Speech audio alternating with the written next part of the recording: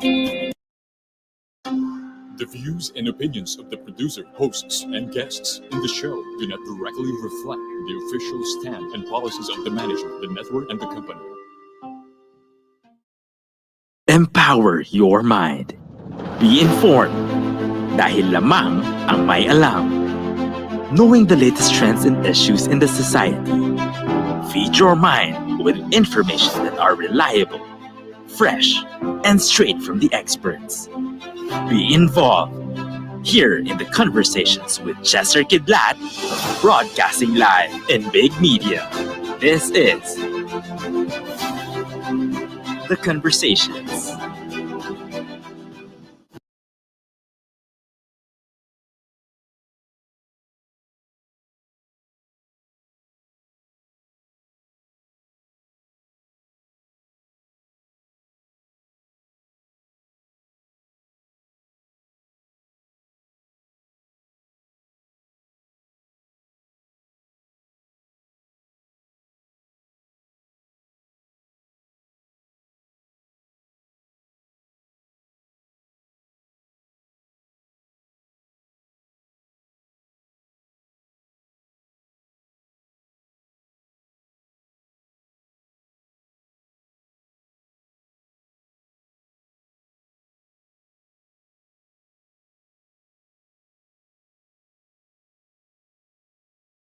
We'll be back shortly.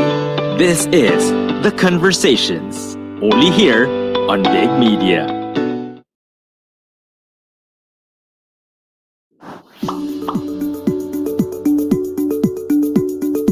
Technology allows us to explore a variety of opportunities. So why not grab one for you? Kickstart your online business with Big Benta. Create an account, visit our store builder, then make your online shop. Be visible, gain customers, and run your business hassle-free. Plus, enjoy the support of our local merchandising team to maximize our platform. Make technology work for you with Big Benta, Pinoy e-commerce site made for you. After this pandemic, let's support the Filipino community. Buy local, visit local, go local.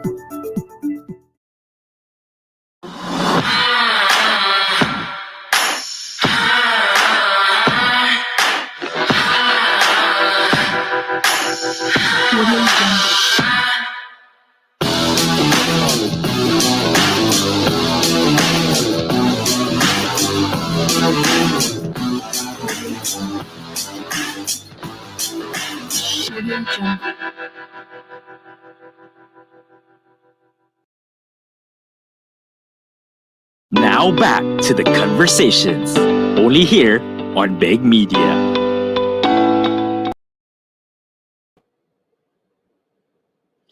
Good afternoon, Luzon, Visayas, Mindanao, and to all our kababayan worldwide.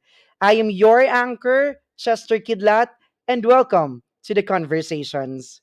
Before anything else, I would like to say thank you to all our viewers for our first and second episode.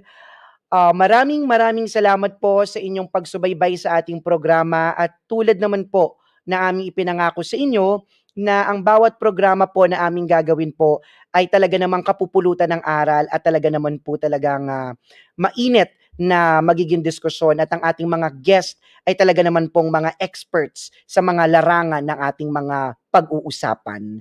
At kaya naman po ngayong hapong ito, ako'y saluhan ninyo sa panibago na naman pong diskusyon dahil ito'y napag-uusapan na. Alam naman po natin, 2021, after this year, 2022 will remark again another history as we are going to elect our president. 'Di ba? Ang pinakamataas na posisyon sa gobyerno sa ating bansa. Marami ang mga taong nangahas na kunin or sabihin na nating maasam yung posisyong ito. Ngunit sa kabilang banda, talagang nangunguna ang boto ng mga Pilipino kung sino ba talaga ang nasa kanilang mga pulso. Kaya naman, let's know the basics about the president itself, no? Well, the President of the Philippines, or informally referred bilang Pangulo ng Pilipinas, he is also the head of the state and head of the government of the Philippines, right? The President leads the executive branch of the Philippine government and is also the Commander-in-Chief of the Armed Forces of the Philippines. So as we can see, it's a high responsibility. The power that you have as the president, as a leader, it's a very tough decision. At the same time, you should have knowledge. You should have passion. No, sinasabi nga nila eh. There are no certain qualification. What I mean to say is that you don't need a degree or something that will lead you to run for presidency. It's very basic qualifications, okay? But on top of that, also we should consider if this leader is qualified not just to run the whole archipelago, but of course to have the passion and a heart. You know, we elected in the past years, dito na po tayo papasok dahil pag-uusapan natin ng iba't ibang administrasyon from Emilio Aguinaldo up until now to our current president, President Rodrigo Duterte. Marami ng administrasyon ang ang umupo, no? Pero maraming mga bagay ang hindi pa rin nasasagot ng ating gobyerno. Okay, nangunguna na po dito ang kahirapan. Nangunguna na rin po dito ang korupsyon sa gobyerno. Ang mga ito ay naging sakit na o masasabi nating naging pamana na ng iba't ibang administrasyon.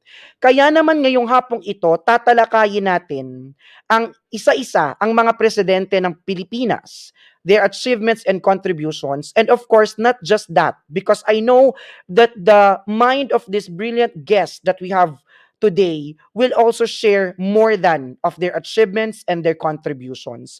Kaya naman on our comment sections below, you can put your questions or suggestions, anything that tops in your mind, kung ano-ano yung pwede nating itanong sa ating mga guests, dahil hindi lang isa, kung hindi dalawang guest po ang ating naimbitahan ngayong hapong ito para samahan tayong alamin, okay, ang buhay at mga nagawa ng ating mga presidente.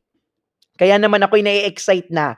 At sa pagbabalik po ng inyong programa, makikilala na po natin ang dalawang special guest na talaga namang masasabi kong malapit din sa aking puso.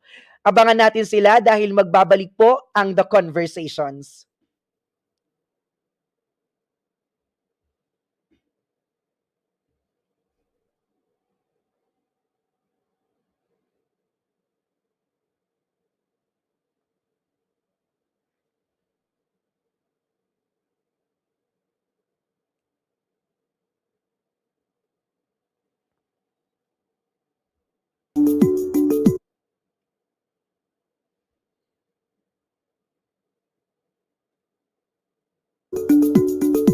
Technology allows us to explore a variety of opportunities.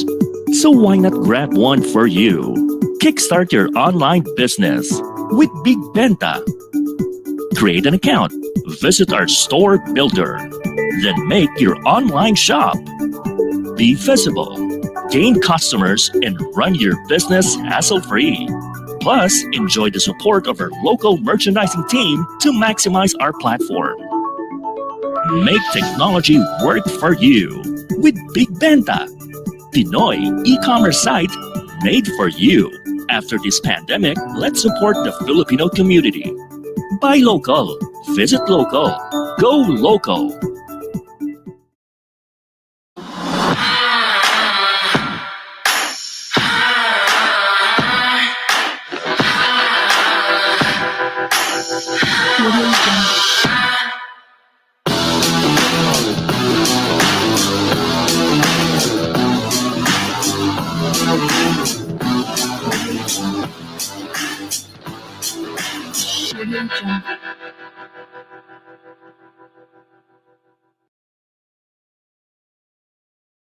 Now back to the conversations, only here on Big Media. All right, so welcome back to our program.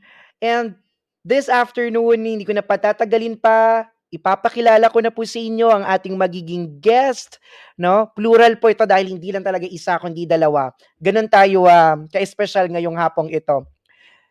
Okay. So unahin na po natin, okay? Mrs. Maria Chloe Palatino-Maramot got her Bachelor of Arts in Political Science at the Far Eastern University. She also holds a master's degree in Public Administration from the Royal and Pontifical University of Santo Tomas. She was a former faculty member of the Social Sciences Department in the College of Education and Liberal Arts of Adamson University. She taught various social science subjects such as readings in Philippine history and results life and works. Okay. And our second guest, okay, he graduated from Adamson University with a degree of BA Political Science, took up Masters in Political Science, also in University of Santo Tomas, and currently faculty member of Political and Legal Studies, Colegio de San Juan de Letran, Manila. He is JESS Christian. Okay, so let's welcome our guest, Miss Ma'am Chloe and Sir Jess. Hello, good afternoon.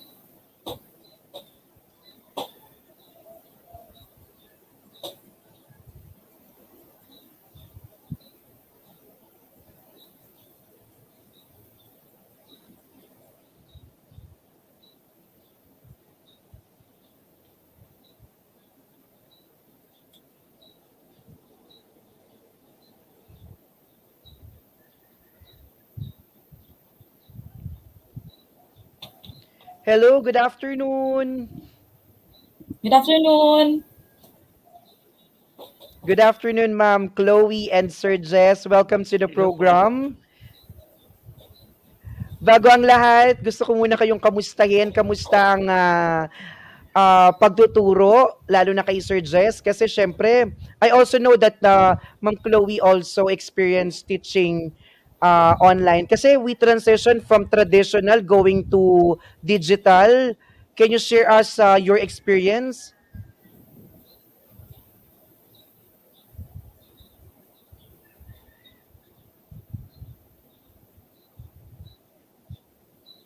Good afternoon po. Okay, let's start with Sir Good Jess. afternoon, sir. Thank Ano you for yung- inviting me. Kamusta yung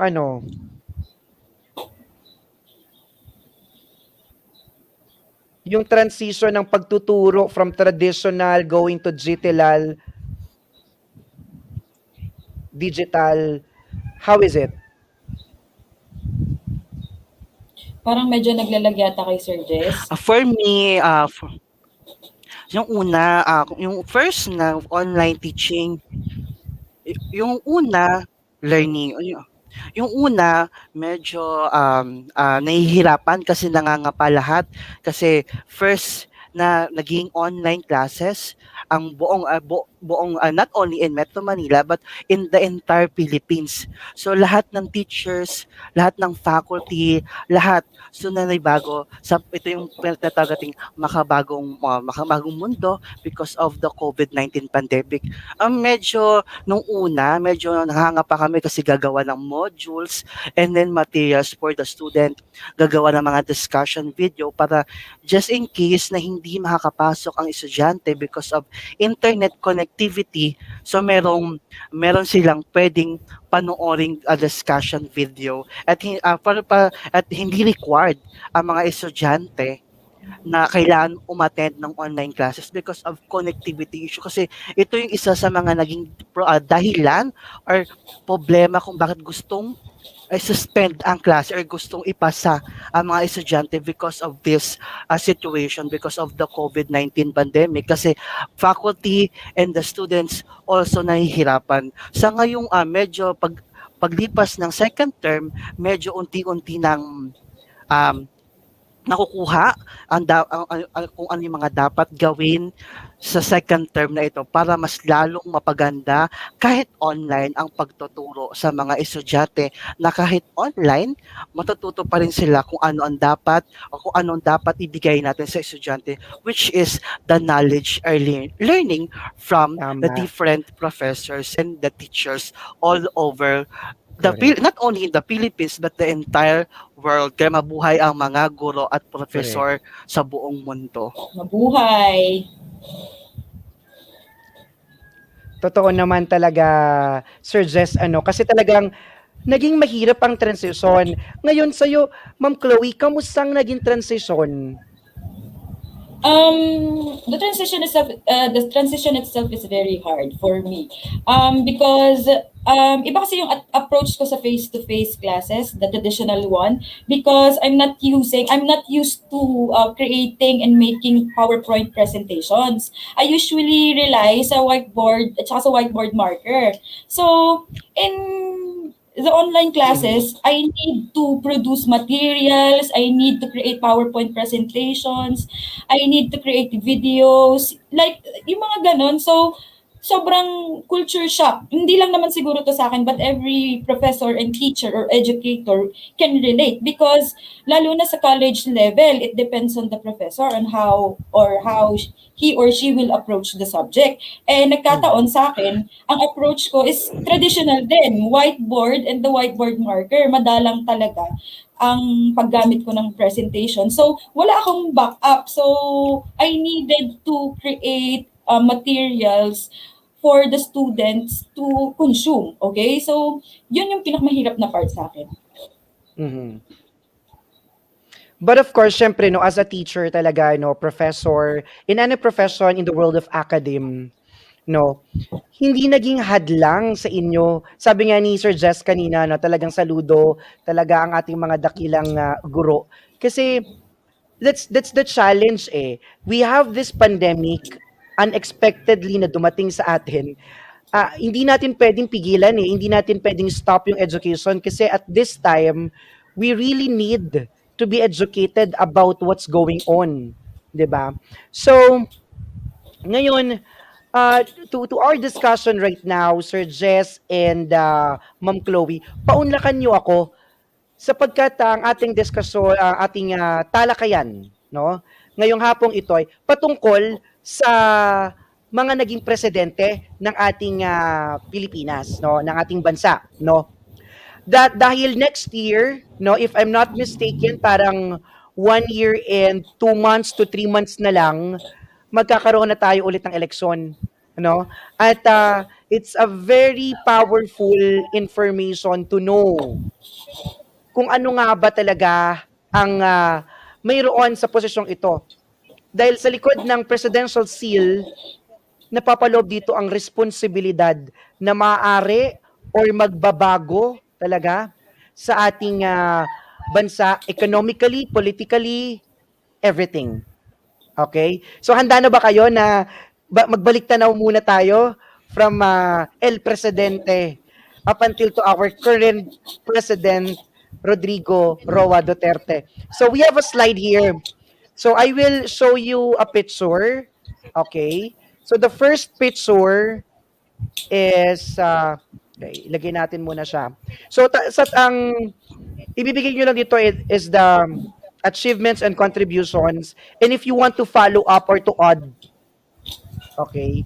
So we're waiting for the picture. Okay. Sir Chester, can I say the first something? president is Emilio Aguinaldo. Yes, go ahead, Ma'am Chloe. In connection to what you've said a while ago in electing the president, now, Sir Jess and I prepared some classification of the political leaders that you usually see in the political sphere or the political arena. Now, we want to mention about 3 types of political leaders, such as the demagogues, the politician, and the statesman. So while we go through the presidents, you will realize or you will classify these personalities according to what type of political leader they are. So when you say a demagogue, kasi when you say a demagogue, it's a perverse version of the statesman. When you say perverse version, parang nabastos. Okay? Masamang version siya ng statesman because a demagogue is the one or a political leader who always appeals to the emotions of the masses or of its constituents. So, yun ang demagogue. So, parang kung titingnan mo, he's not acting rational. He's acting emotionally. So, that is a demagogue. Now, when you move on to a politician kasi parang ito yung pinaka-neutral. So he's just running for a certain position. So if halimbawa a politician wanted to be a president, now you can call him a politician already. Kasi he's vying or he's running for a position. So he just wants the position. Okay? But as we all know, position means power. So medyo neutral pa siya sa part na yun. But the best form of a political leader is a statesman. So when you talk about a statesman, he is someone who's skilled, experienced, and respectable political leader. What's the meaning of this? In the simplest sense, masasabi natin na alam niya yung ginagawa nila. He has a good educational background and he knows what he's doing. So, sabi lang namin ni Sir Jess, brainstorm lang namin to, try ng mga audience natin and try to reflect if what kind of political leaders we want for our country. So, sa binigay kong definition, makikita niyo kung sino ang true statesman, sino yung makikita niyong politician lang, and you will see who are the demagogues. Okay? Thank you. Alright. Very informative naman to, Ma'am Chloe. Talaga namang, to all the students who are watching us right now, you got it from Ma'am Chloe, so we have the full understanding. So, now, let's discuss our first president. While we're waiting for the photo to be reflected on screen, let's talk about the first president, Emilio Aguinaldo. Ma'am Chloe, what is your input? What's the achievements that you can say or the contributions? Before anything else, I want to say or I want to recognize Andres Bonifacio as the first president. It's for me, in my own opinion. Okay. Before I tell something about Emilio Aguinaldo, it's just they are very connected. You cannot remove the fact that Bonifacio started the revolution. He even organized Katipunan to install a revolutionary government. So for me, I think Andres Bonifacio is the brain behind everything and how we got our independence. Kasi starting from the organizing Katipunan, alam naman natin na siya ang tinatawag na Supremo. But mind you guys, the main misconception or the common misconception about Andres Bonifacio is that he's the first Supremo. No, he's not. May dalawang Supremo pa na nauna sa kanya. It's Diodato Arellano and Roman Basa. So he's not the first Supremo, but he was one of the founding fathers of Katipunan. So, pero sa akin, idea niya kasi yun eh. Ang masama lang kasi dito is that dinidiscriminate si Andres Bonifacio because of his educational attainment, which is hindi siya nakatapos ng grade school. Yeah. But when you take a look at this, on his knowledge at kung paano niya binuo ang Katipunan, you will know that he's well-versed. Why? Because ang binabasa kasi ni Andres Bonifacio is yung binabasa rin ni Jose Rizal. Okay? Like the French Revolution, binabasa niya yon. So, kung ano yung mga binabasa ni Jose Rizal, yun din yung binabasa ni Andres Bonifacio.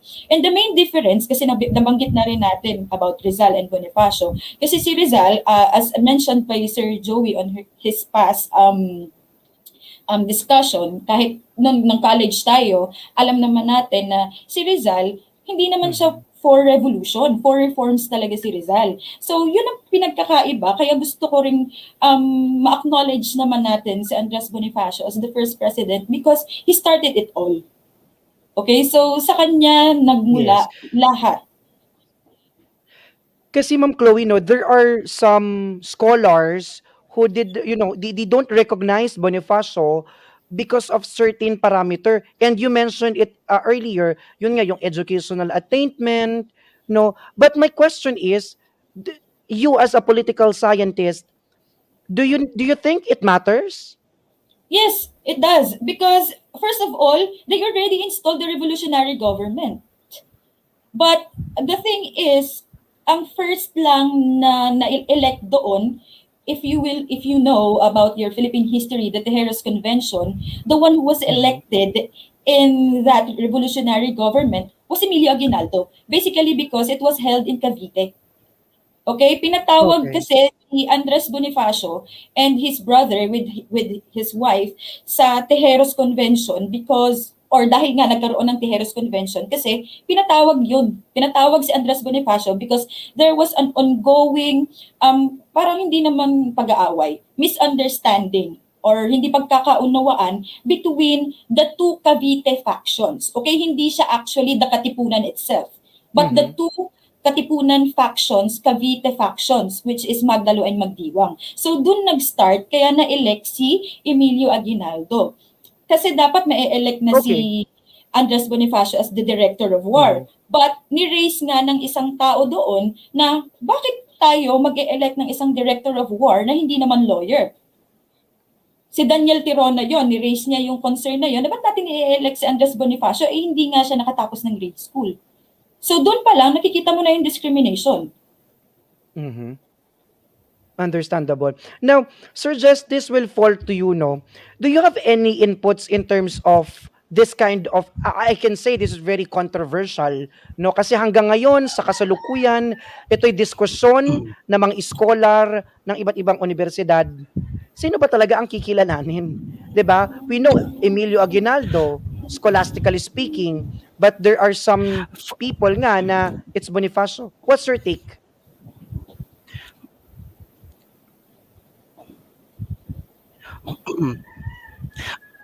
For me, in my own opinion and on my own stand, same with me, Ma'am Chloe Palatino, that I recognize Bonifacio as the first president of the Republic of the Philippines. Kasi gusto ko bigyan siya ng credit. Dapat kaya ito yung ano yun, kasi si Bonifacio is street smarts kasi siya, unlike kay Emilio Aguinaldo. Street smart si Bonifacio. So, as in, nagbuo siya inayos niya ang government kaya nagkaroon tayo ng succeeding nagkaroon tayo ng mga reforms in terms of government kasi siya ang nagsimula simula sa Katipunan or KKK. Mhm. So inayos niya yung mga forms of the government with that particular decade. So Bonifacio talaga started the all. So sinundan lang siya Okay. ni Emilio Aguinaldo na Ma'am Chloe Okay. a while ago said because of election sa Tejeros Assembly. But in my opinion, in my own stand, dapat kilalanin din si Bonifacio as kilalanin siya or bigyan siya ng credit to be the president of to be the president of the Republic of the Philippines, not Aguinaldo are the first president. But for me, Bonifacio dapat may Mhm. credit din sa kung ano yung nagawa niya. Kasi ang isa sa mga dahilan kung bakit hindi na-credit si Bonifacio as the president because of educational background. Kasi so doon natin makikita na in the decades ago, so ang education background is one of the factor sa pagpili ng isang presidente. So kung hindi ka nakapag-aral or Mhm. hindi ka nakapagtapos sa isang magandang institution or paaralan, kasi si Emilio Aguinaldo nagtapos sa Letran, kung saan ako ngayon nagtuturo. So way back ago, pag sinabi mong Letran ka nag-aral, ito yung exclusive. So mayayaman ang nag-aaral dito. So kaya hindi consider si Mhm. Bonifacio as the president because of educational background. As in doon talaga siya Background. parang binigyan doon talaga siya tinirada ng mga kalaban niya because of wala siyang educational background. Wala siya pang laban kay Emilio Aguinaldo kasi street smart talaga si Bonifacio. Naniniwala ako Okay. that Bonifacio should be Okay, so the thank you, first Sir president. Jess, for yeah. Thank you. Thank you, Sir Jess, for giving information and adding on to the importance, no, knowing Bonifacio, no. as to be recognized as the first president, because we all know him din naman that he contributes a lot in the Katipunan. But can you say something about the achievement of Aguinaldo? Yes, Miss Ma'am Chloe.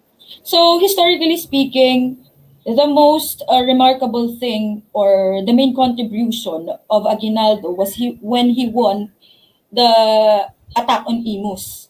Okay? So that is the starting point of his career. Kasi kaya nga siya sumikat na as General Miyong because he was the youngest general. Okay? So nung Philippine Revolution, nung unang Philippine Revolution, kasi may dalawang phase ang Philippine Revolution, may first phase and second phase. So nung una ng Philippine Revolution, the first phase of the Philippine Revolution, nanalo kasi si Emilio Aguinaldo. And that win was very important to the revolutionaries because it revived the Philippine Revolution. Kasi malapit nang matalo ang Pilipinas. So kaya siya sumikat because of his win in Imus. So that's why sumikat siya as General Miyong, as the youngest general. And also, he is the youngest president of the Philippines at the age of 28. Because unlike in the 1987 Constitution, if I'm not mistaken, 40 years old dapat ang isang taong gustong maging presidente. But at that time, wala pa naman ganun na qualification. That's why he is the youngest president of the Philippines. So, he is also the first president of the Republic of the Philippines. And I know Sir Jess can add something of that. Sir Jess? Sige, sure. So, before, Katipunan, kasi member na nito si Emilio Aguinaldo. Ito yung kilusan na naglalayong mapalaya ang Pilipinas mula sa Espanyol. So parang before siya maging president of the First Republic of the Philippines, which is the Malolos Republic, so naging member na siya ng Katipunan. So ang main agenda ng Katipunan is palayain ang Pilipinas mula sa pananakop ng Espanyol. Kaya tinawag ang kanyang government as the revolutionary government or the revolutionary government because of ito yung pakikibaka na gusto niyang palayain ang Pilipinas sa kamay ng mga Espanyol. So, he fought against the Spaniards in America. Kasi gusto niya talaga magkaroon ng own independence na matatawag natin na ang Pilipinas ay Pilipinas. Hindi matatawag na Pilipinas ay a colonized of a particular states, which is ito yung Spain or Spanyol. So, gusto ni Emilio Aguinaldo ito yung magkaroon ng pangalan or magkaroon ng tatak ang Pilipinas na ang Pilipinas ay Pilipinas. Kaya ipinaglaban niya ang kanyang karapatan or karapatan ng mga Pilipinas na makamit ang kalayaan or tinatawag nating Filipino independence or the Philippine independence. Independence. All right. So, thank you for sharing that, Ma'am Chloe and Sir Jess. Now, let's go to the second picture. Okay. So, this second president ito, Manuel L. Quezon. Okay. Now, who is Manuel L. Quezon, Ma'am Chloe? Ang common kasi na naririnig natin when you talk about Manuel L. Quezon is he is the ama ng pambansang wika. But bakit tinawag siya ang ama ng pambansang wika? Basically because he made Tagalog as the national language. Mind you guys, Tagalog pa yun. So Tagalog talaga ang national language ng Philippines. Naging Filipino na lang, di ba? So ang Tagalog kasi it's concentrated in the southern Tagalog region, okay, or the southern part of Luzon. So yun, kaya nga nag-usap kami kanina ni Jess, with Sir Jess, we're talking kung ano ba talaga, Filipino or Tagalog. But according to the law, ang sabi doon nung in-enact yun is Tagalog. So, lagi nating naririnig ng ama ng pambansang wika tuwing August, di ba? So, that is the main contribution, one of the main contributions of Manuel L. Quezon, making Tagalog as the national language of the Philippines. And also, one quick fact about Manuel L. Quezon, di ba nga, pag may buwan ng wika, lagi nang sinasabi ng yung mga themes na tungkol daw or it's from the poem of Jose Rizal, which is ang hindi magmahal sa sariling wika ay masahol pa sa hayop at sa malansang isda. So, let me correct that misconception. Okay? That is a common misconception na akala natin kay Rizal yon. Hindi yun kay Rizal. Okay? According to Sir Ambet Ocampo, he is a great historian and I read his books a lot. So, according to his book na Rizal Without Overcoat, para lang hindi magamit ng mga estudyante na para for the viewers na hindi kasi talaga kay Rizal yon. So, wala pang tunay na may-ari ng poem na sa aking mga kabata. Kasi they say that sa aking mga kabata is Rizal's first poem and he wrote it when he was 8 years old. So, according sa book ni Sir Ambet Ocampo, he did not write that.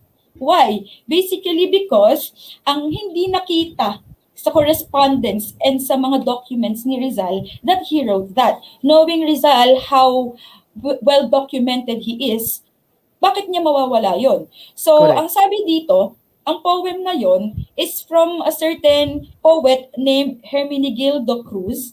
Then this certain Hermenegildo Cruz got it from a poet named Beato Francisco. My first name siya. Francisco Beato.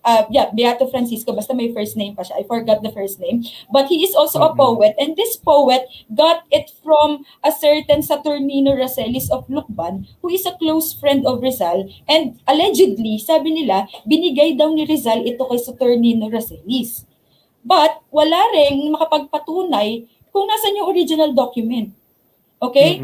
And one thing pa na nire-raise ni Ambet Ocampo about that is nagdududa na agad, medyo may, parang may doubt na yung mga historians about that.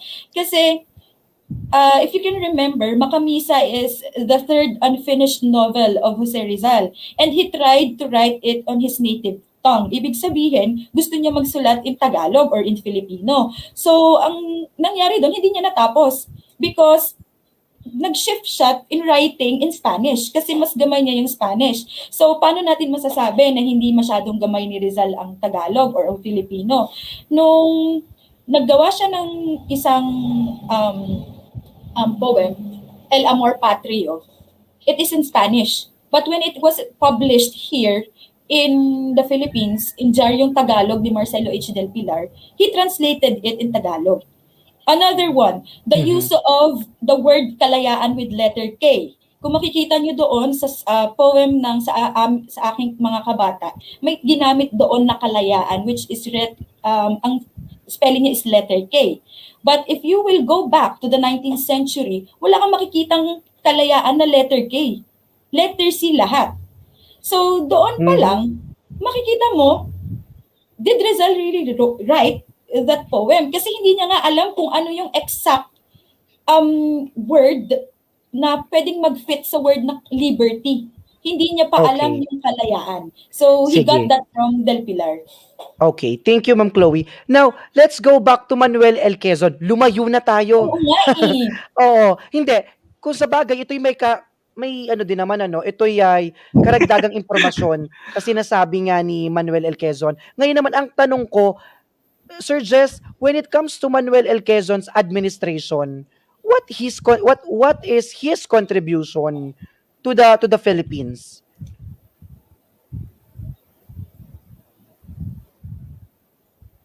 For me, isa sa mga achievements ni Emmanuel L. Quezon during his term, one, ito yung nagkaroon ng karapatan ang mga kababaihan para bumoto. Ito yung isa sa mga nagustuhan ko sa kanyang administration na binigyan niya ng karapatang bumoto ang mga kababaihan during the Commonwealth election. So ito yung girl power, ito yung di lang parang babae may karapatan ng yung pangalawa, una yon yung may karapatan na ang babaeng bumoto. Pangalawa, ito yung edukasyon. Binigyan ng halaga ni Manuel L. Quezon ang edukasyon sa bansa. Sa tulong ni Rafael Falma, dating president ng University of the Philippines, so nagtayo sila ng National Council of Education. So nagtayo sila ng nagtayo Yan ba yung parang ng unang National Council DepEd of or Education. CHED that time? Yes, yes. Oo, ito yung unang definite. Hmm.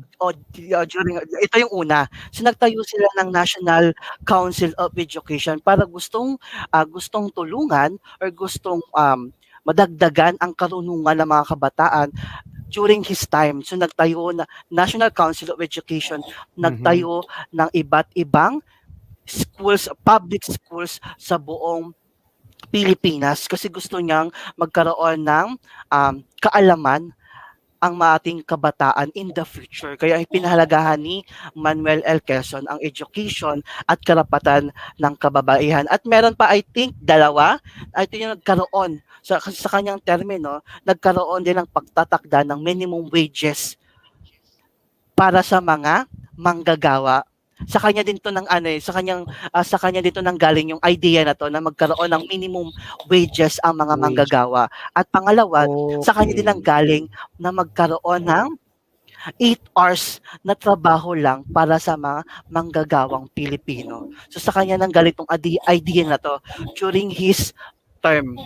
Okay. So parang So, madami siyang achievements. Madami. correct.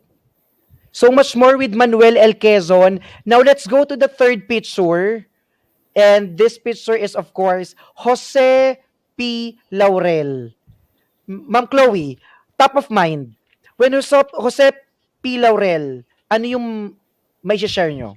Ano na lang, he was one, or he is considered as one of the best Supreme Court justices in the Philippines.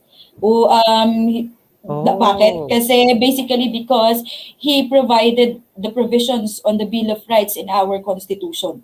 So, hindi ito yung 1987 Constitution, okay? Meron pang mga past Constitution like 1935, 1943, marami pa tayong former Constitution. But the thought itself, including the Bill of Rights, is very important because, human rights. Okay, so that is one. Also, nilagay din siya about the structures, limitations, and powers of the branches of the government. So, what are the branches of the government? We have the legislative, the judiciary, and the executive. So, he put structures, limitations, and powers attached to that branches of the government. If I'm not mistaken, Jose P. Laurel also, during his administration, it is also the puppet government, as what they said. Because that's the time where sabi daw nila correct me if I'm wrong, na talagang binigyan niya ng parang privilege ang Japanese government. What can you say about this, Sir Jess?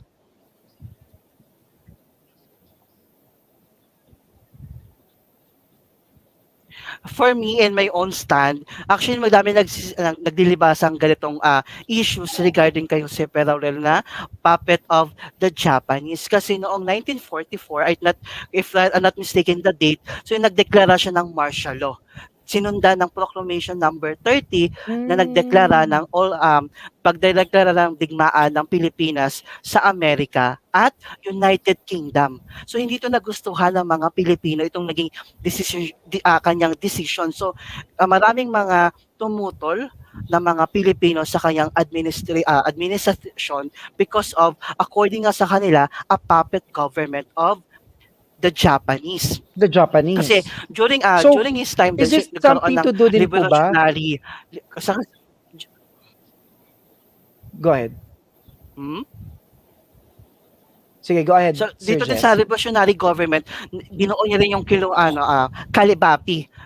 Dito din yung nabuo yung kalibapi. Ito yung kapisanan sa paglilingkod sa bagong bayan. So, sa lahat ng contribution or achievements ni Jose P. Laurel, ay hindi ko makakalimutan, ito yung magtanim para mabuhay. Kasi during his term, nagkaroon ito yung matinding gutom. Ito matinding gutom sa kanyang administrator. Kaya ito yung hindi ko makakalimutan sa kanya, magtanim para mabuhay. Kasi hindi ka lang pwedeng umasa sa government kung ano ibibigay ng government. So, people should stand of their own in order for them to survive. Kasi parang ang iisip siguro ni Jose P. Laurel, wag naman spoon feeding na lahat manggagaling sa amin. So in order kasi ang Pilipinas nagkakaroon ng problema in terms of poverty and hunger. So in order for you kahit papaano mapapaano malutas ang suliranin, so nagkaroon ng magtanim para mabuhay in order for the Filipino during that time to survive for the daily lives and to survive the life. Okay. Okay, so Ito yung thank you the best na ano sila magtanim para mabuhay. The para biggest mabuhay contribution and achievements of of Jose P. Jose P. Laurel. Laurel. All right, so now let's go to number 4. Our fourth president, Sergio Osmeña. What are the achievements that we can share, Ma'am Chloe? So basically, he was the first Visayan president. He hails from Cebu. Okay, so before Rodrigo Duterte, he was considered as the oldest president because when he assumed to office or into power, he was 65 years old. So when we talk about his contribution, well, basically he reinstalled some of the powers in the Supreme Court and then also the powers in the legislative department. Highlighting their powers because as you all know, co-equal branches ito. So inequalize niya rin. Then he sent the delegation to US establishing the UN Charter, which led us to be a member Philippine became a member of the International Monetary Fund and also the International Bank for Reconstruction and Development, which is also known as the World Bank. Okay, so now let's go to number 5. Our fifth president, Manuel Rojas. Sir Jess, ikaw naman ang tatanungin ko. Top of mind, Manuel Rojas administration. What is the greatest contribution that we can say or know about him?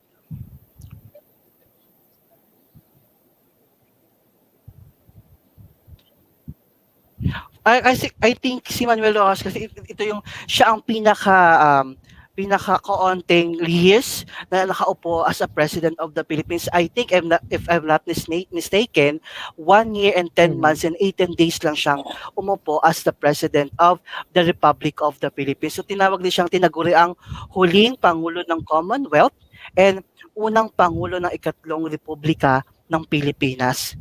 So I think siguro ang isa sa mga nakikita kong contribution kasi during Manuel Rojas ito yung nagkaroon na before Senyor Osmeña pa lang nagkaroon ng reconstruction So kailangan ng Pilipinas magkaroon ng reconstructions in terms of infrastructures, mga kalsada kasi nagkaroon ng war against sa mga Japanese so nasira so nagbigay ng ayuda ang United Nations kasi kay Sergio Osmeña kasi balikan na natin siya ng konti kasi ang focus ni Sergio Osmeña ito yung foreign policy. Ayan yung IMF and the World Bank. So sumunod si Manuel Rojas because of the Philippines is now the member of IMF and the World Bank. So United Nation, ito yung nagbigay ng ayuda for the Philippines for reconstruction and development. So, meron ka ng ayuda at dito na din nagsimula na umutang na tayo sa United States of America. Pero yung utang naman ito, medyo sa akin acceptable. Kasi ang Pilipinas nagdaan sa gera So, correct. Nagdaan sa gera ang Pilipinas. So, may ayuda ka na plus pinautang ka pa ng United States. Medyo acceptable to para in order for the Philippines to rebuild again, to rebuild as a country, as the Philippines. Understandable. Okay, now let's go to the 6th president of the Philippines, and he is no other than Elpidio Quirino. Ma'am Chloe, Elpidio Quirino's administration somehow, can we say that during his administration, Philippines is regaining his economical and political wave? Okay, basically, he's trying to establish our economic prowess. Why? Because in his term, we started industrialization. Okay? Nagbukas na ang several hydroelectric power hydroelectric dams such as Ambuklao Dam. We also got some of our power in Maria Cristina Falls. Also, dito na siya nagsimula na magtutok sa agricultural sector, empowering our agricultural sector with the introduction of fertilizers. Also, mind you, LPG Quirino is the first Ilocano president because he hails from Vigan, Ilocos Sur. So he is also the reason why Quezon City is one of the capitals of NCR, because he built various housing programs or projects. Kung maririnig natin yung Project 6, Project 7, it was his project pala. It's his housing project. That's why he provided housing projects for the Filipinos. Kaya may Project 6, Project 5, yung mga ganong sa Quezon City area. That's why Quezon City is also a capital. And kaya dito sa mga achievements na to, kasi in-establish niya pati yung civil service. So para i-discuss ni Sir Jess yun, but also kaya marami rin na ipangalan after him because of his contributions. Kaya kung makikita natin, may Quirino Highway tayo, may Quirino Province because of his achievements. Okay, so sa mga students na nanonood sa atin ngayon live, it's very informative that we know. Kasi ako din, Ma'am Chloe, I was thinking, where did they get Project 6, Project 4 in Quezon City? Okay, so it was his project during his administration. Yes. Okay. All right. So, Sir Jess, anything about LPG Quirino?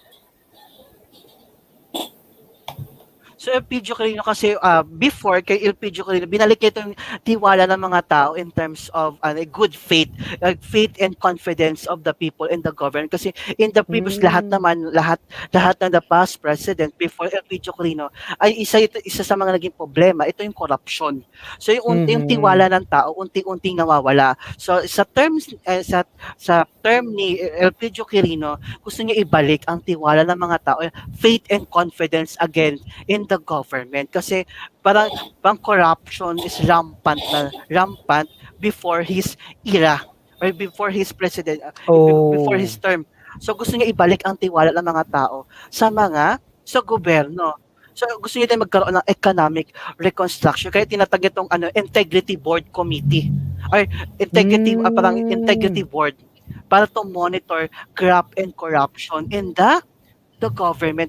The integrity board, siya ang unang ito na titingnan kung nagkakaroon ba ng still ba rampant ang corruptions sa kanyang administration, kasi gusto niya magkaroon ng clean administration. Okay. Thank you, Sir Jess and Ma'am Chloe. Now, let's go to the 7th president. Okay. Ramon Magsaysay. Top of mind, Ma'am Chloe. What can you say about the achievements and contribution of the 6th president, Ramon Magsaysay? He's the champion of the poor. But ang background niya, hindi siya mahirap. Mayaman siya. The thing is, magaling siyang makisama. Ang una nga niyang trabaho he was a mechanic sa isang bus company. Imagine, he is well off. But dahil may interest siya sa mga makina ng sasakyan, yun ang una niyang trabaho. Magaling siyang makisama. So, doon yung starting point niya kung bakit siya tinawag na champion of the poor. Kasi magaling siyang makibagay sa mga tao. And also, ang pinakang main contribution niya is that he successfully defeated the Hukbalahap.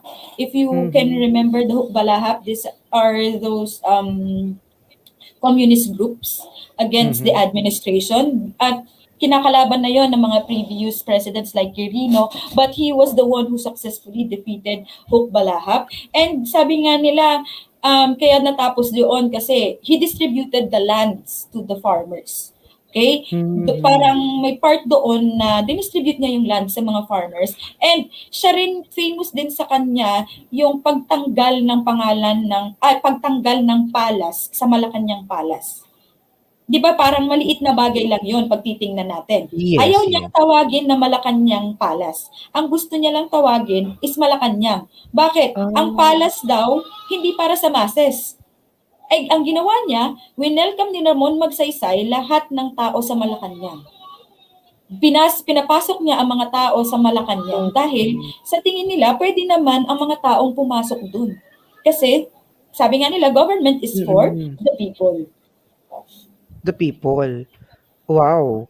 So, he is also, I just want to deep dive no a little bit. Ramon Magsaysay kasi is a very, we know what the tragic happened to his administration when he died. Question to both of you. Do you think there's a foul play?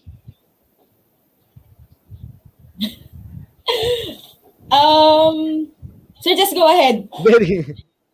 For me, in my own stand and opinion, maybe yes. So hindi ko rin kasi masabi ito kasi during that time hindi pa naman ako still alive, but based on sa mga nababasa ko sa internet or sa books, Mhm. possible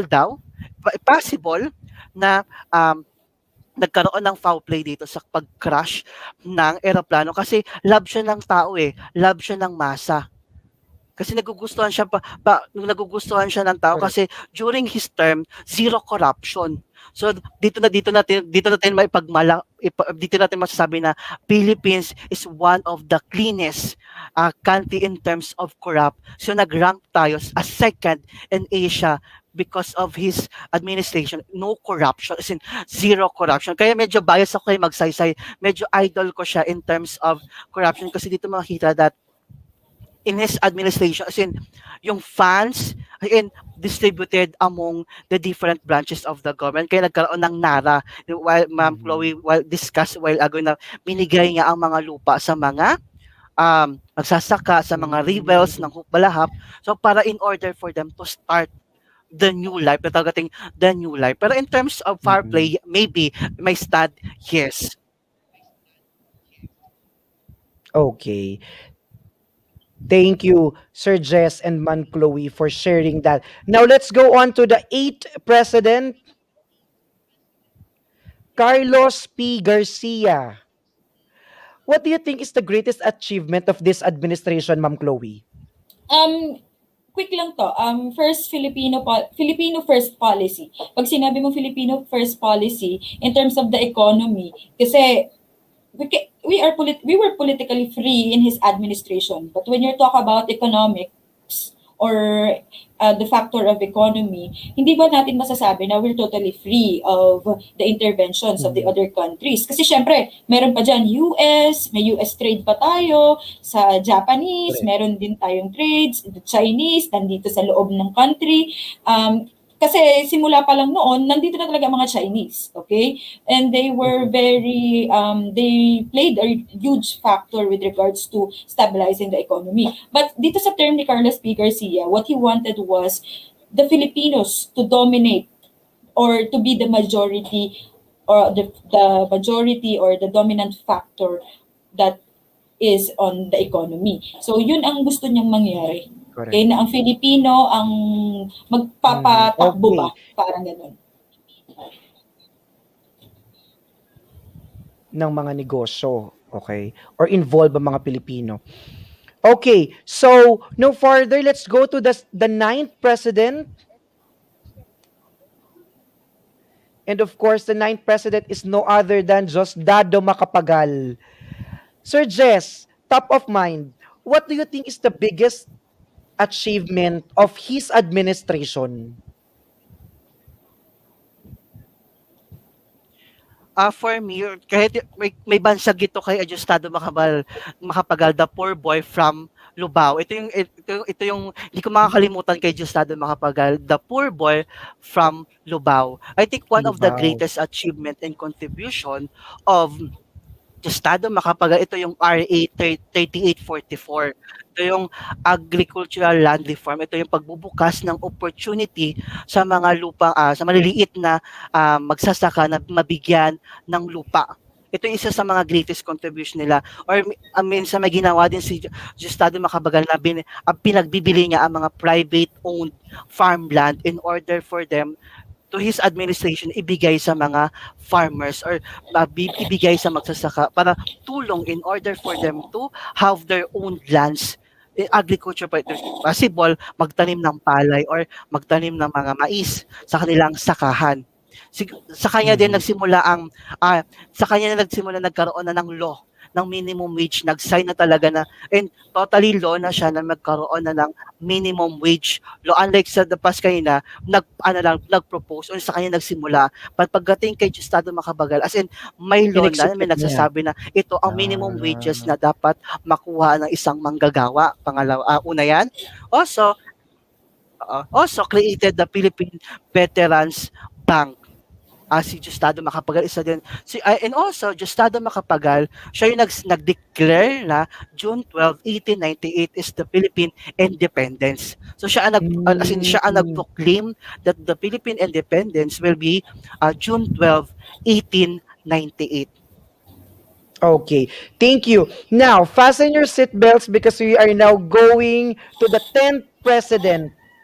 And if I'm not mistaken, the most controversial and the most talked president in the history. Let's go on to Ferdinand Marcos. Uunahin na kita, Ma'am Chloe. What is the achievements of this president? Historically speaking, because ito pinag-aaralan din to sa readings in Philippine history, my students know this. Technically, the first term of Marcos was good. Okay, let's put it that way. Doon na lang ako magsisimula. Okay, it is good. Why? Because he built various infrastructures that we're still using. What are these various infrastructure? We have the Cultural Center of the Philippines, we have the PICC, and we have the Coconut Palace, we have, Bataan Nuclear Power Plant, nandun din yan, and the designer hospitals. Bakit tinawag na designer hospitals? Hindi ito luxurious hospitals, ha? We call this designer hospitals because it is a collective brainchild of Imelda Marcos. Okay, Imelda Marcos was the one who developed or designed that we should have a specialized hospitals. So itong mga designer hospitals na tinatawag ni Imelda Marcos are the following. We have the Philippine Heart Center, yung Philippine Heart Center natin, Lung Center of the Philippines, and the Kidney Institute of the Philippines. So, hanggang ngayon, ginagamit natin, aminin natin, na talagang pinapakinabangan ng bawat Pilipino. Okay? Doon din nagsimula, na-mention ko na yung Bataan Nuclear Power Plant, that sana, kasi gusto nila maging self-sufficient tayo with regards to energy. That's the reason why they built it. And also, the Coconut Palace, okay? Kaya tinayo yun is, if I'm not mistaken, it's to house Pope John Paul II. But Pope John Paul II declined the offer. Okay? Because sobrang ganda kasi ng Coconut Palace. Okay? Ang purpose na lang ngayon ng Coconut Palace is para maging office ng Vice President. But Robredo declined it. The last one who used the Coconut Palace was Jejomar Binay. Because kahit sabihin natin that it is government-owned, hindi siya technically libre. 400,000 a month ang offer ng Coconut Palace. That's why Lenny chose to have a smaller office. Okay, so in terms of that, sa infrastructures, lalo na ang Maharlika National Highway, sa kanya yan, we can take credit for the Maharlika National Highway to Marcos. Also, yung mga improvements ng improvements ng roads, sa kanya din yan. So, maraming infrastructures talaga si Marcos na ibinigay. But gusto ko lang sabihin, may nabasa kasi ako, correct me if I'm wrong sa mga audience, meron kasi isang scholar named, he's a UP scholar, Emmanuel De Dios. Lagi ko lang kasi itong nababasa, and I feel na dapat i-address to, na ang sinasabi kasi nila, ang contribution daw ni Marcos is that ginawang 1:1 ang dollar noon. It means it means equal lang yung value. But in a sense, hindi siya gano'n na 1:1. Mababa lang yung palitan. Parang nag-start siya nung panahon ni Marcos is 1:12 pesos. But never 1:1. Okay? So, i-correct lang natin yung common misconception na yon. Okay? But the economy was doing good in the first years of Marcos. But if you will ask me on the second term, the economy was deteriorating. That is the right term. The economy was already deteriorating. Why? Basically because sa mga nababasa ko na factual evidences, debt-driven growth. When you say debt-driven growth, ang sabi nila, I'm not confirming or validating this na sinasabi ko ito yung tama. But according to Emmanuel de Dios and the other scholars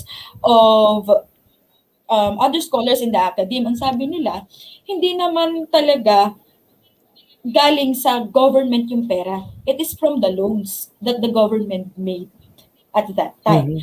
So, dahil doon, nagpatong-patong sa sobrang dami ng infrastructures na binuo ni Marcos, nagpatong-patong na yung utang. Okay? So, the contribution, grabe, solid. Wala akong masasabi. Totoong yung mga ginagamit nating infrastructure is from his administration. Okay. Thank you for that, Ma'am Chloe. No more for Ferdinand Marcos. Now, of course, it's very controversial. Many people knows about him, but thank you for sharing your inputs. Now, let's go to the 11th president of the Philippines, Sir Jess. The first lady, the first woman president. What can you say about the Corazon Aquino's administration? For me, siya ang nagbalik ng demokrasya sa Pilipinas. Kaya tinatawag siyang the mother of Philippine democracy. First, the first female president not only in the Philippines but also in Asia. Kauna-unahang babaeng presidente ng Pilipinas at also sa Asia. Kaya tinatawag siyang mother of Philippine democracy kasi sa kanya ibinalik niya ang demokrasya ng Pilipinas. Sa isa sa mga achievements na ni Corazon Aquino, pagreforma ng family code at local government unit. So dito yung nagkaroon ng reorganized executive structure of the executive branches of the government. Kasi sa kapanahon niya din, ibinalik ang independence ng Supreme Court. Ito yung nagkaroon ng sarili niyang utak ang Supreme Court. So magkaroon ng independence ang Supreme Court in terms of the justice. Ito yung gusto ni ibalik ni Corazon Aquino. At also, tinanggal niya ang cartel at monopolya sa bansa. Isa din sa mga magandang achievement and contribution of the Philippines. But i-highlight ko lang yung bakit nagbayad, but inuna ni Corazon Aquino ang magbayad sa utang ng Pilipinas. Kasi mention with Miss Chloe a while ago na malaki lumobo ang utang ng Pilipinas. So ang ginawa ni Corazon Aquino, sa may perspective siya na in order for the Philippines to boom again the economy, para mag-attract ulit ng mga foreigner investors or investment here in our country, so kailangan natin magbayad ng utang. So ito yung una niyang nagbayad ng utang, kahit hindi pabor ang karamihan dito na magbayad ng utang. Kasi nga lubog na. Mas magbabayad pa tayo ng utang. Kaya dito din papasok yung speech niya sa United States na binigyan tayo ng $200 million dollar loan. It's aid. Sorry. So parang gito yun kasi mas gusto niyang pagbabayad ng utang, nakikitang parang ito kasi nakita niya ang pagbabayad ng utang, nakikita niyang solusyon upang maibalik ang sigla ng Pilipinas, particularly in the economy, in order for them to attract again the foreign investment and investor to the Philippines. Pero ito yung one of the greatest ito yung nakikita ko sa isa sa mga highlight of Corazon Aquino era. Ito yung pagbabalik ulit, or binigyan buhay niya ulit, or ito yung di natin masabing gumanda, kahit papaano unti-unting ibabalik ang ganda ng Pilipinas in terms of the economy and possible the political aspect of the government of the Philippines. Understandable. All right, thank you so much, Sir Jess. Now let's go to the 12th President of the Philippines, none other than FVR himself, of course. So, what can you say, in general? Kasi naging magulo 'di ba? From the Marcos administration transition to Corazon Aquino. Biglang pumasok, itong si FVR. Top of mind, Ma'am Chloe, do you think that our economy strikes back or it continues what Corazon Aquino's doing to have a good government during FVR's administration? Honestly, he was trying to stabilize the economy. Okay, let's put it that way because we cannot say that magiging successful siya agad. Kasi ilang years tayong Okay. nahirapan to stabilize the economy. He was trying to stabilize it because the number one contribution of FBR is ending the energy crisis. Okay? At that time, merong 4 to 12 hours na brown out ang Pilipinas. Kaya swerte tayo lahat ngayon. Ngayong oras na to, na oras lang ang hinihintay natin. Mind you guys, 4 to 12 hours brown out every day. So imagine the energy crisis that we have. Okay? Kaya naman kasi unstable yung panahon na to kasi meron pa tayong 1997 Asia Financial Crisis. May mararanasan pa tayo. So, nauna pa to. So, ini-stabilize pa lang natin yung energy sector. That's why, that is his main contribution. He ended it and he licensed the private companies to provide energy for the constituents or the Filipino people. Okay, thank you. Now let's go on to, sorry, nagka-problem yata tayo with the slide. So let's go to the 13th president. Now our 13th president is of course none other than Joseph Ejercito Estrada. Top of mind, Sir Jess. This is also, he is once called to be the mas, di ba? Nasa era para Yeah. sa mahirap. Hirap. For me, si Joseph Estrada, ito yung kauna-unahang president or naging presidente ng Pilipinas na nagmula sa industriya ng pelikula.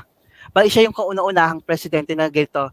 More on, ang kanyang pinagmulan is more on the industry of showbiz. Kaya siguro malaking tulong sa kanya ang pagiging pag-aartista niya during his candidacy kasi yung mga pelikula niya, 'di ba? Kung napanood niyo yung mga pelikula niya, pagkagaling siya pumatok.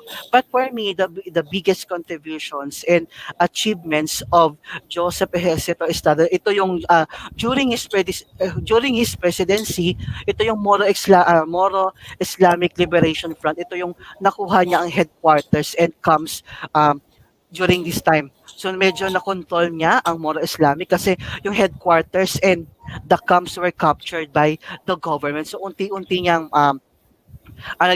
pangalawa yan. Also cited as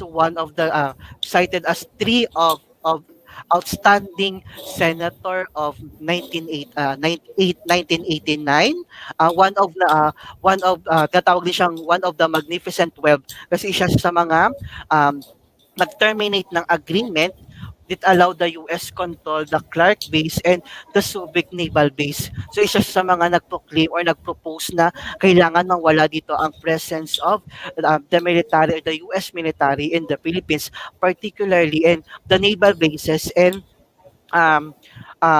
air base from Clark kasi parang possible kasi na the extension of the power of the United States of America here in the Philippines. So yun yung makikita kong the greatest kasi hindi masyado tagal as a president si Joseph Estrada kasi nagkaroon ng people power too kasi napatalsik siya sa pwesto as the president of the Republic of the Philippines. So hindi niya natapos kasi ang nagtapos nito ang susunod nating i-discuss na president kasi kaya wala siya masyadong maybe contribution because hindi niya natapos yung termino niya as the president of the Republic of the Philippines.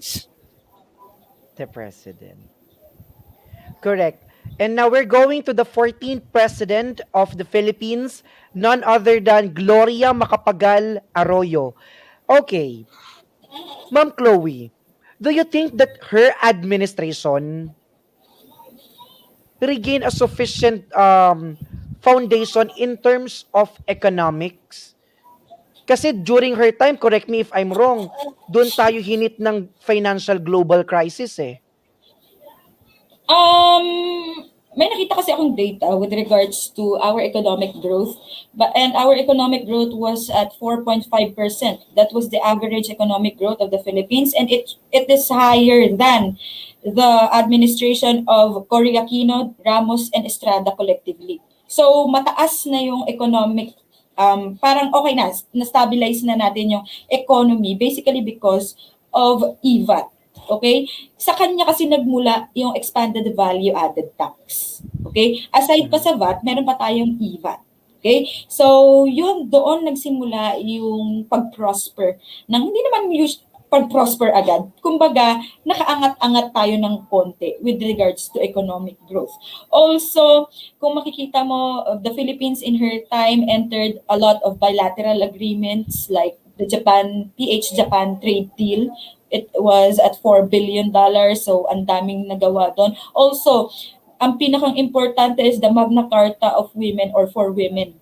Okay, so doon na-highlight or explain or na-expound yung rights ng mga babae. Kaya meron na tayong mga pagbuntis, pwede mag-leave ang babae, tapos dinugtungan pa yun ng pati yung asawa pwedeng mag-leave para doon sa pag-aalaga ng bata. So, doon nagsimula yung rights of women na talagang napahalagahan. Also, meron din tayong tinatawag na amnesty sa CPP, NPA, NDF. So, nagbigay siya ng amnesty sa mga rebel groups or revolutionary groups, but not for the heinous crimes. So, ang amnesty lang na ibinigay niya is crime of rebellion.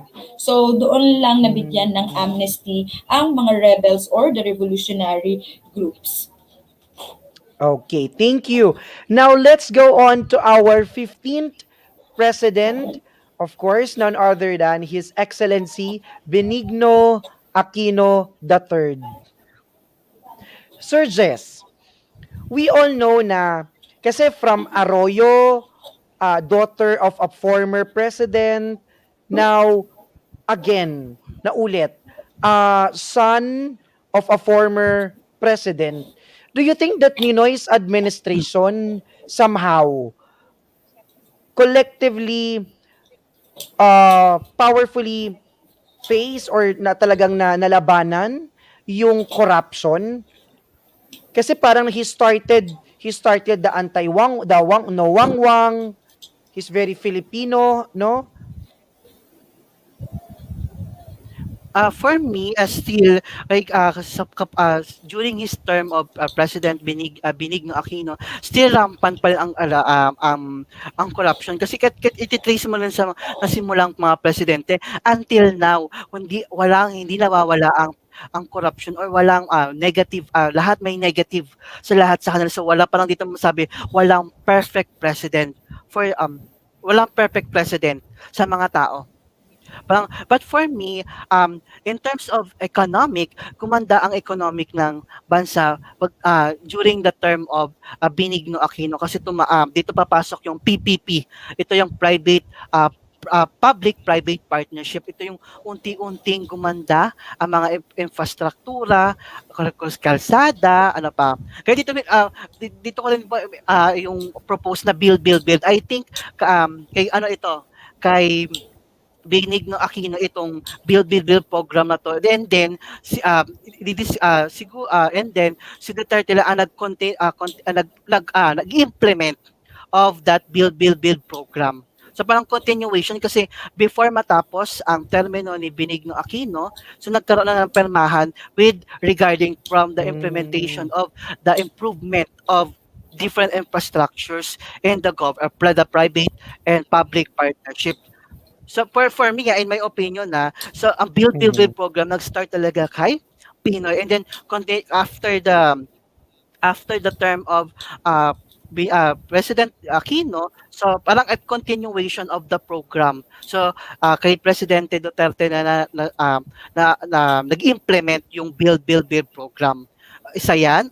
Pangalawa, siguro unang pangulo na walang asawa. I think in the history of the Philippines, siya yung kaunang-unahang pangulo na naging pangulo ng isa sa mataas na posisyon sa gobyerno na walang asawa. Kaya ito yung walang first lady, I think, dito sa... Yes. Correct me if I'm wrong. So parang yung mga sister yata niyang naging ano. Tapos ito pa yung, ito na yung isa sa mga motto ni Benigno Aquino. Ito yung matuwid na daan. Matuwid na daan. Ito yung walang Yes. Ito yon. Oo. Siguro Okay. sa So pamahalaan niya, gumanda now, ang ekonomiya ng bansa.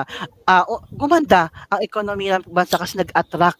Ito yung pagdami ng mga investors. Ito yung because of the PPP program of the correct. administrator. Kaya you attract. Administration.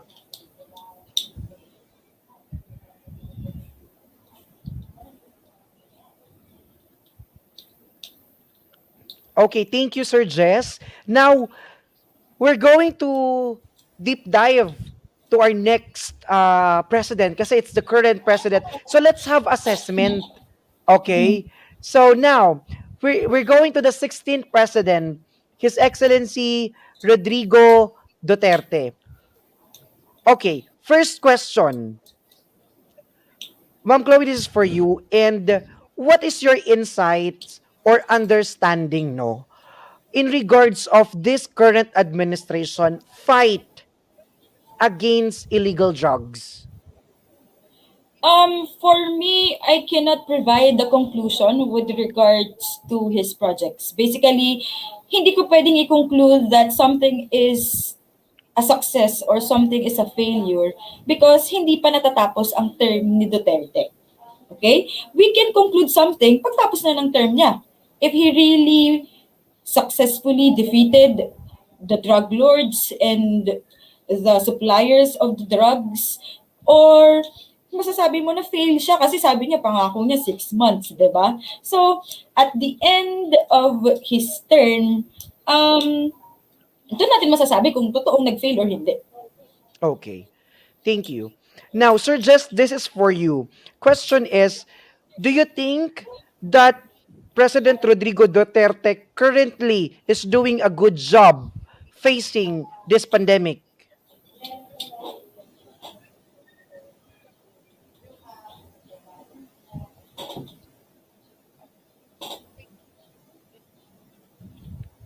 For me, this is my own stand and opinion. So, this is my pasintabi lang po sa mga, but this is Live my na own nanonood opinion. sa atin ngayon. Regarding the COVID-19 pandemic, this is my nanonood sa atin ngayon, pasintabi po.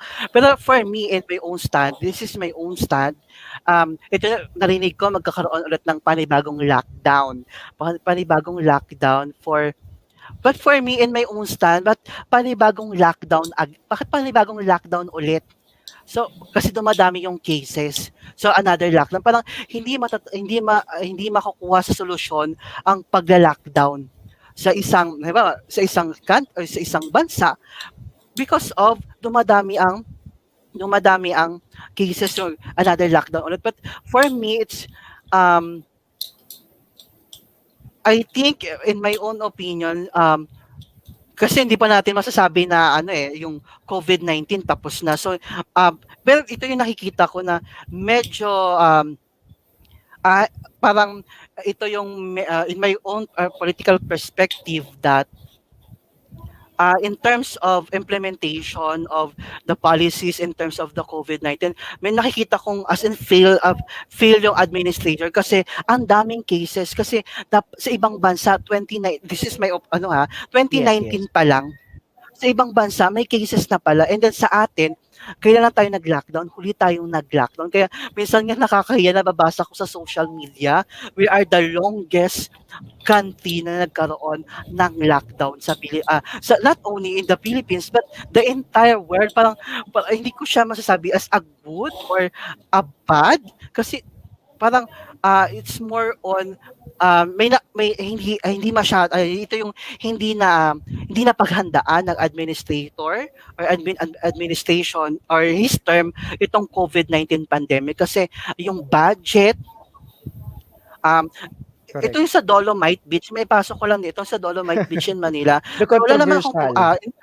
the controversial, but in my own stand dito, in my own opinion, so wala namang problema doon sa pagpapaganda ng Manila Bay.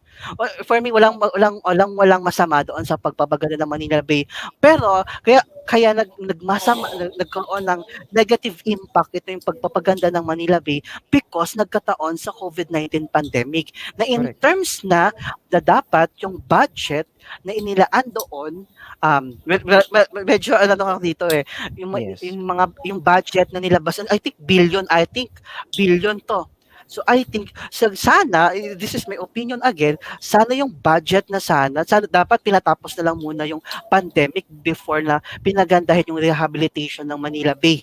For me kasi dapat yung budget sana doon napunta sa pagpapaganda ng Manila Bay ay dapat napunta na lang sa health Correct. worker natin, na sila yung the frontliners. So dapat ibinigay na lang muna doon yung budget para tumaas ang kanilang sahod, mabigyan sila ng protective gear or budget sa Yung hospital na magandang labanan ang suporta COVID-19 talaga pandemic. para sa ating mga health Maganda suporta. workers.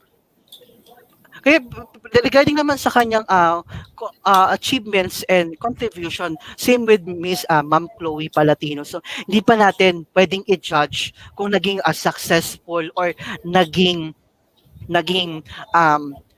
yung kanyang contribution ba ay maganda because patapos pa lang so hindi pa tayo pwede magkaroon ng conclusion dito regarding sa achievements niya and then yung kanyang contribution sa Pilipinas during his term. This is my own opinion. This is my own opinion. Yes, and the regarding, views and opinions of and our also, guest as host. possible, so environmental policy. Kaya dito papasok yung environmental policies. Ito yung siguro isa sa nakita ko, ito yung pagpapaganda ng Boracay. Yeah, maganda yan. Pagpapaganda, rehabilitation of Boracay. The rehabilitations of Pagbabalik ang sigla sa Manila ba? Yeah. Boracay. Isa sa mga maganda na nakita kong magandang ginagawa. Pero war on drugs, hindi pa tayo pwede mag-conclude. But sa many may lumalabas, medyo madami ng negative comment dyan sa regarding sa one of drugs na according sa news, according sa the different articles, according to the different political scientists, perspective of the different people, napalpak yung naging laban niya on war on drugs. But for me, di pwede mag-conclude because of hindi pa natatapos ang kanyang termino as the President of the Republic of the Philippines, the 16th President of the Republic of the Philippines. Okay. So, before we conclude, we're about to conclude the program. It's been 1 hour and almost 30 minutes discussion. Diba, natapos natin yung 16th President. And now, syempre, as we conclude everything, just want to emphasize lang that, yes, the current administration somehow is still working into something right now. But we still, ako personally, I have still, kahit pa paano, I have hope that somehow this administration can help, what's the problem economically and by health in the situation of pandemic. And now, my last question for both of you, ito na yung conclusion ninyo. What is your message for the next president? Let's start with Miss CLOIE. For the next president, sa lahat ng mga nasabi ko, I wish people will vote for someone who knows what he's doing, okay? And who thinks of the general will, and he has the political will. Because the government is of the people and for the people. So, kung hindi mo iniisip ang mga tao na nakapaloob sa bansang ito, you do not deserve to be the president. Kasi kung pang sarili mo lang to protect your personal interests and to just gain power, you do not deserve the position. We need someone at this time. We need someone who can revive everything. Because ang pangit lang kasi sa administration ni Duterte, nagsabay-sabay. Okay? Nagkaroon ng pandemic, ang daming bagyong dumaan. So we cannot totally blame the Duterte administration for having lapses with regards to policies because may inevitable factors na meron. Okay? So my wish to or my message to the next president, sana isipin mo naman yung mga tao if they will suffer or not. Kaya nga sabi ni Aristotle, we all want to live a good life. Kaya nga na-imbento ang isang state because all of the people collectively wanted to have a good life. So yun lang yung message ko. Sana naman sa susunod na presidente, mapahinga-hinga mo naman ang mga Pilipino at mabigyan mo naman. Hindi naman agad-agad namin hinihingi, but try to improve the lives of your constituents. Okay. Thank you, Ma'am Chloe. And mukhang nawala na sa line si Sir Jess. And now, as we conclude our program this afternoon, I would like to say thank you, Ma'am Chloe and Sir Jess, for being with me this afternoon. I hope that a lot of students who are watching us right now will gain a lot of information, especially the achievements and what happened to the past administrations. So, Ma'am Chloe, thank you so much. And to our viewers, thank you. And have a great day to everyone. Again, this is Chester Quidlat, and this is The Conversations.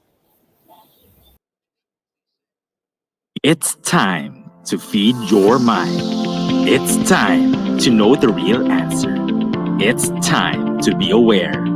Information that you need to know, straight from the experts. Timely, reliable, and relevant. Different sides of issues and from different walks of life. All of them with questions that demand answers. Here in the Conversations with Chester Quidlat, every Sunday at 10 a.m. Only here in Big Media.